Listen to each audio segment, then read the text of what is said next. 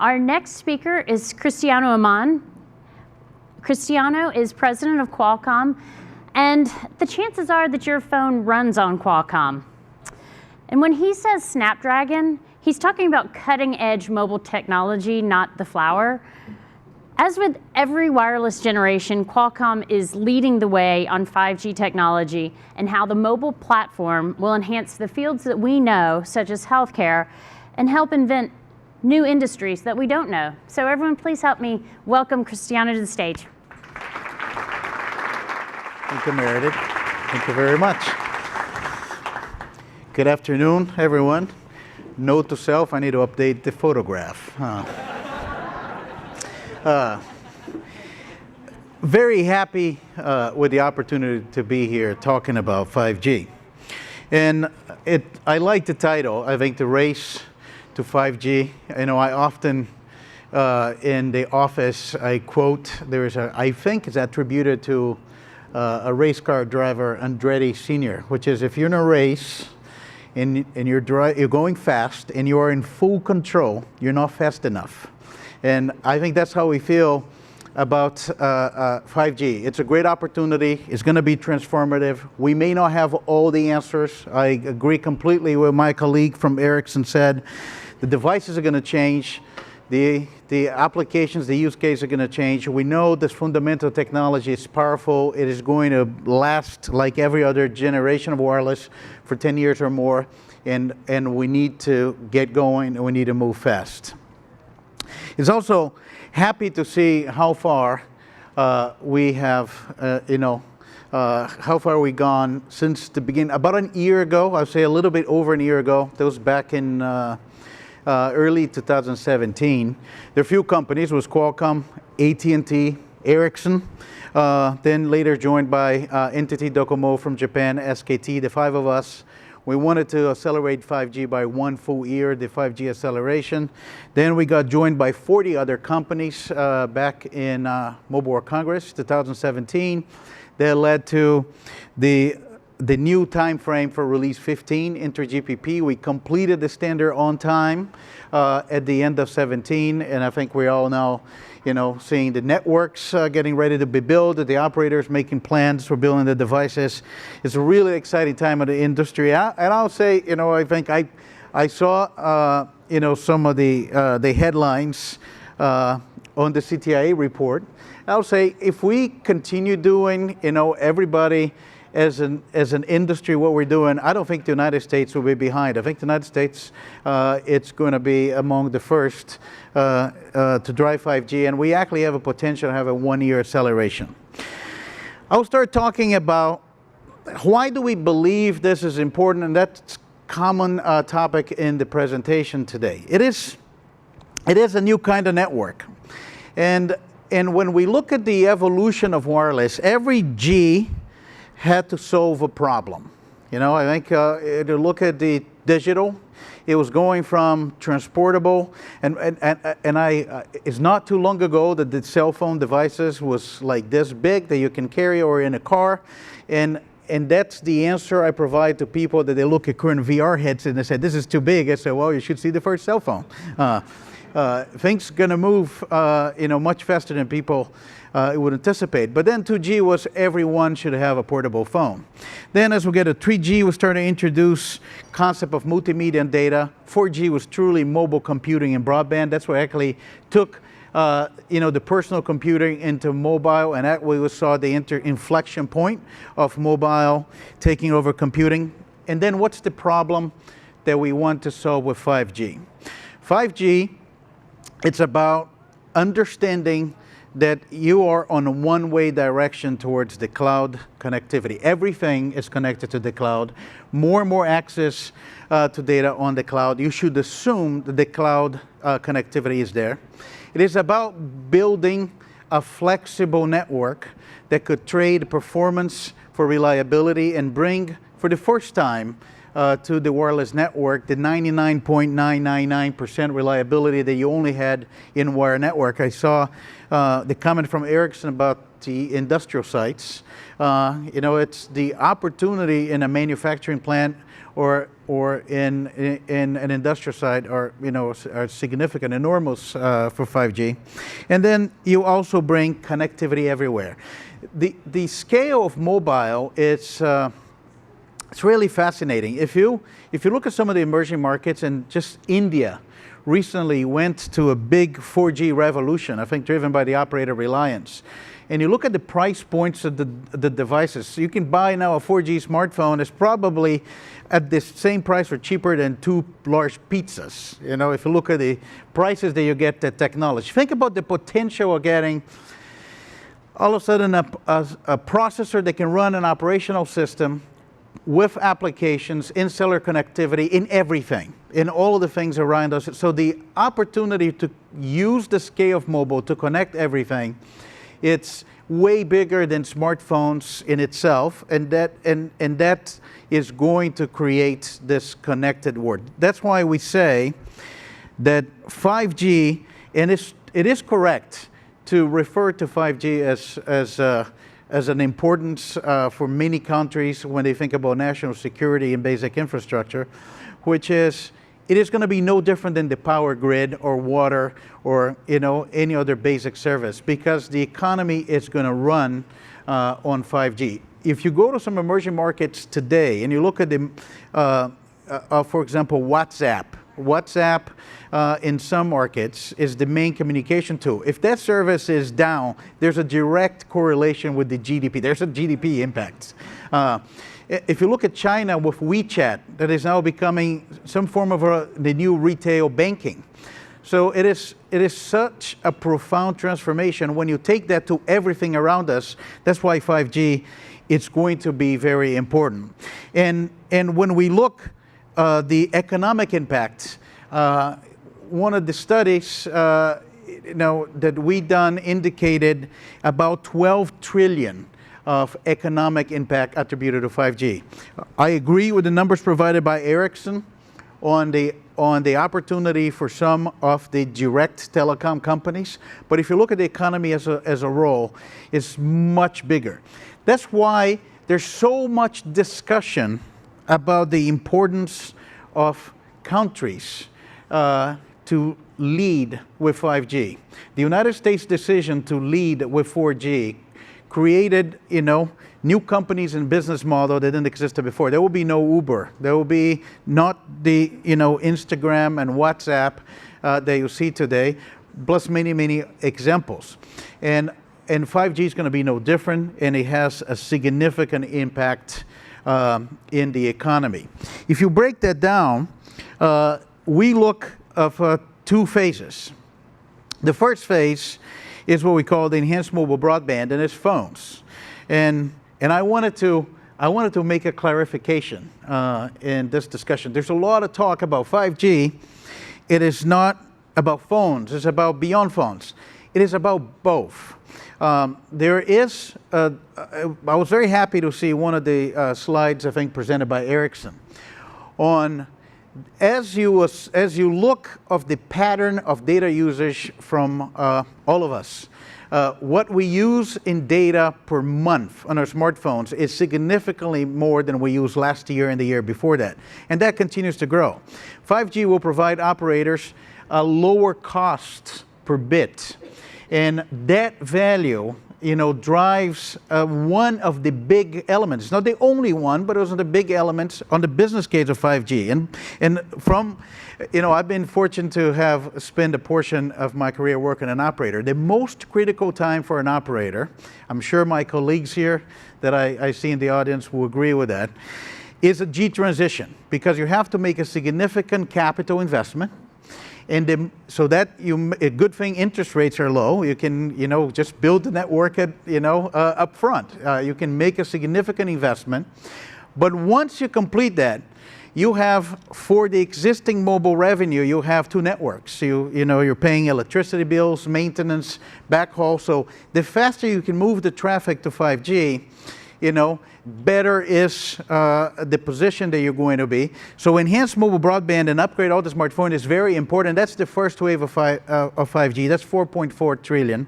And then you have 7.9 with the massive Internet of Things, the new business model, some of those things that Ericsson show, above the existing line, and the ability to expand to mission critical services.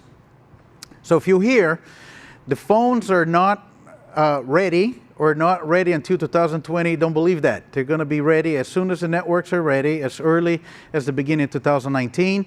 And it's not to be controversial, but I remember having conversations with some of the, one of the strongest and more capable companies in mobile. That's the good thing about mobile, is always changes.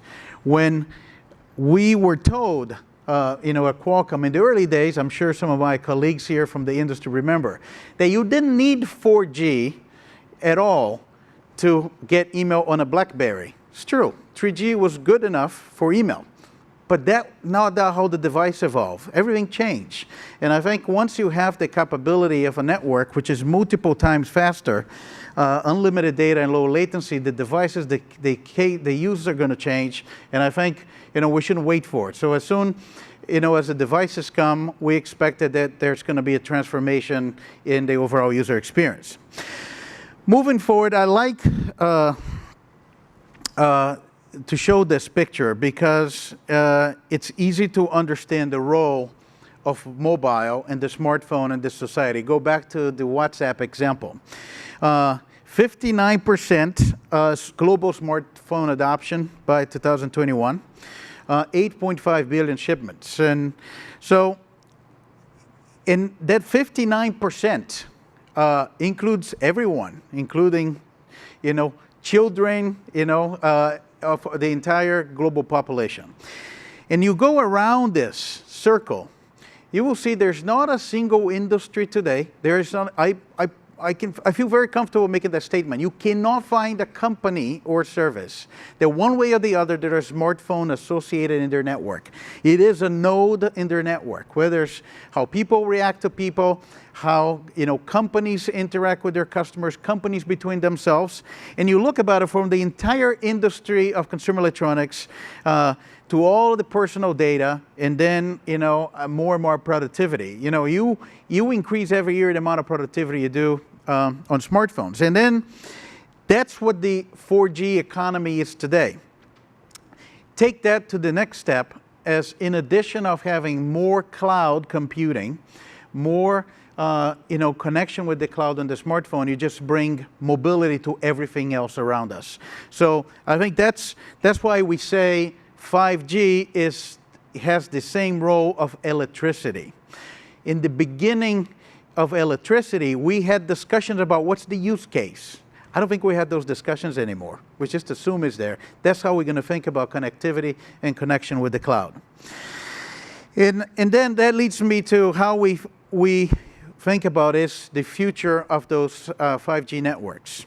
5G is a technology that is not, designed for just millimeter wave or just sub-6. It's designed for both. And we look at this, a high-performing and a mature, 5G network. You're going to continue to evolve the 4G investment. 4G is to 5G, maybe not in the United States, but I think in Europe or North America, what the role that GSM play, or the role of 2G. 4G will be the voice services, will be coverage. 4G gets upgraded to higher speed, to gigabit LTE. Then the mid-bands, the sub-6, will provide, in the same macro, type deployment, your ability to get multiple units of gigabits. And then with millimeter wave, you get multiple tens of gigabits. 5G also change how you think about deployment. We're being very excited every time we get more optimistic about the power of the millimeter wave use into the 5G networks in conjunction with other bands. Millimeter wave, because it has the ability to be, dense deployments, it could create an environment that you start to have enterprises working with the operators to build their own network. Like CIOs today, they build their own Wi-Fi access point. You can see an environment. I relate to to telecom. It's just bad to provide this example to show how long we've been in this industry, definitely show our age. But it's like the PBX. When in the early days of telephony, enterprise want to build their own network. That's millimeter wave, with small cells that you can actually connect with the operator, partner with the operator for use of the spectrum, and also had the operator, to extend the edges. And then on top of that, you start building other services. The ability to connect, industries and IoT, and the automotive will also create a whole new dimension how we think about the 5G network. And the answer is obviously spectrum.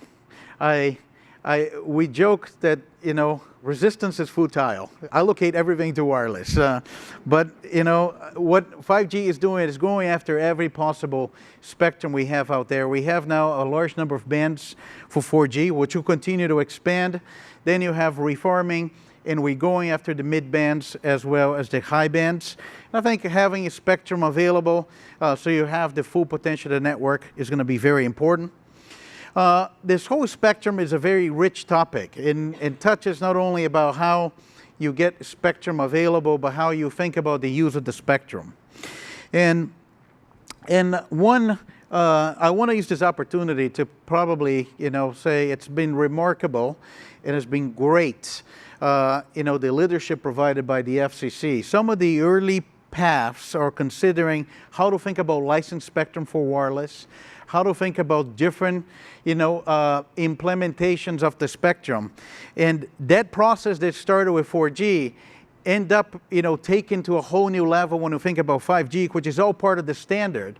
And some of those capabilities, looking into making the full use of the technology in a very efficient use of the spectrum that allows both the public networks and the private networks to be built and can work as one. It is a great, tool to facilitate the build out of this critical infrastructure. And I think, leadership in spectrum planning, spectrum availability, it has proven to be very important and made it to the standard, and we'll continue to see evolution. This is a photograph of, and I thought, just on the whole spectrum topic that we wanted to show where, the bands are.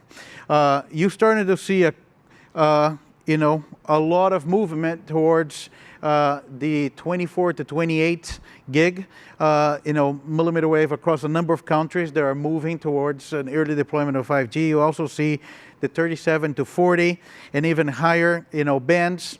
You also see the mid bands, which become very important. So you can build the network of those three layers, the LTE layer, the mid band, and the high band.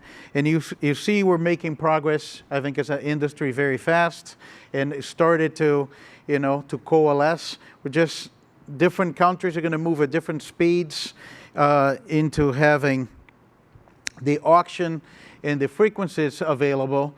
But we're very confident in particular in this market that we can see the networks with flagship devices in the first half of 2019 across the millimeter wave and the mid bands as well.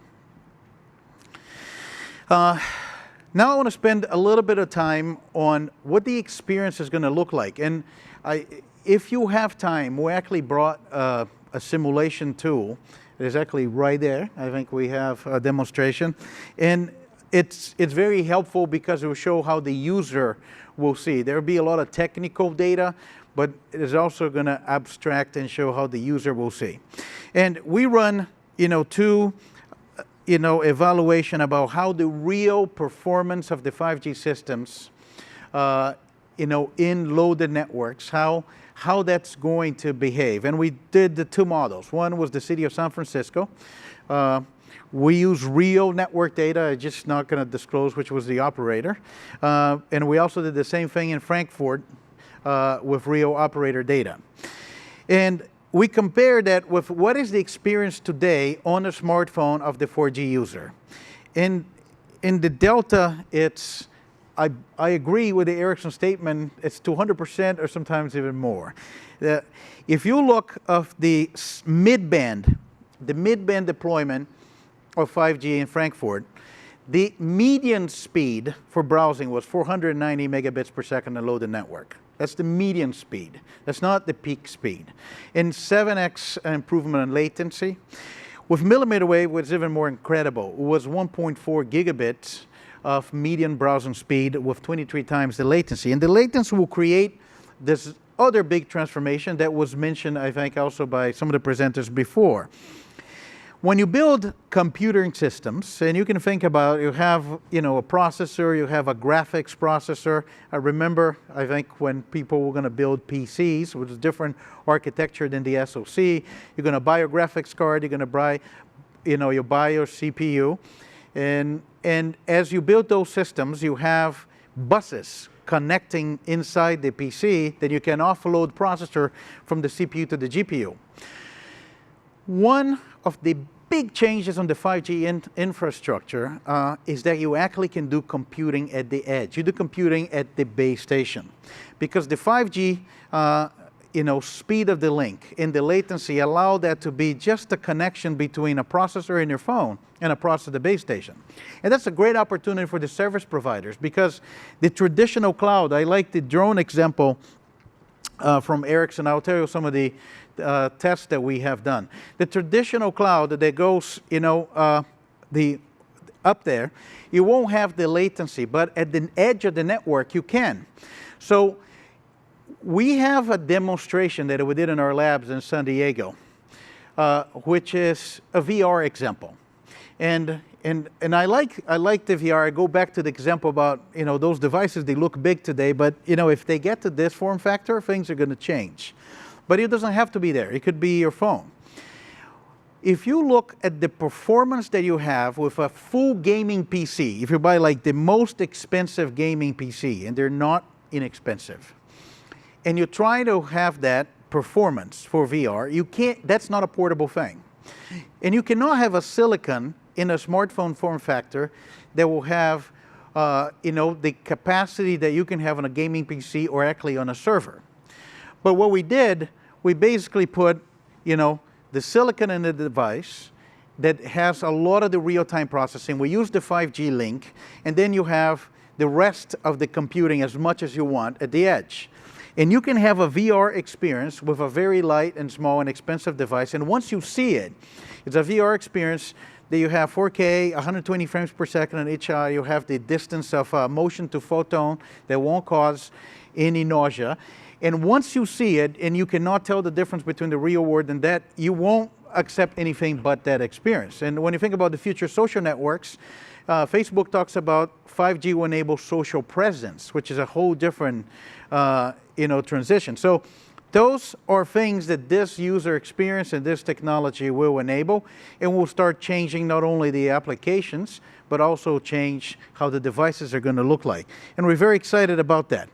And when I look at the time frame, this is where we are right now, we're working towards having, hopefully before, we're trying to work towards 18, have at least the first device, an ambitious goal is to try to get this, as early as possible. Maybe it's December 31st before midnight, but we're trying to get an 18, a commercial 5G new radio device. And definitely in the early part of 19, you're going to have flagship smartphones, and we can start this next big transition.